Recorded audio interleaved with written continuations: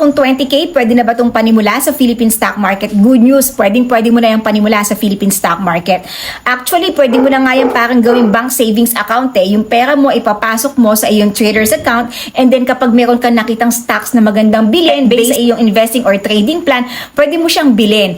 Kasi ang charges naman ng mga stockbrokers is for every buy and sell lang eh. Kung wala kang bibilin, wala kang ibebenta, walang charge. Ang difference lang ng bank savings account mo at saka ng iyong investment sa Philippine stock market ay yung kita mo sa Philippine stock market, pwede pang kumita through dividend investing. Kasi ang dividend investing, simplest way of investing yan sa Philippine stock market. Hindi mo kailangan i-monitor yung stocks mo regularly.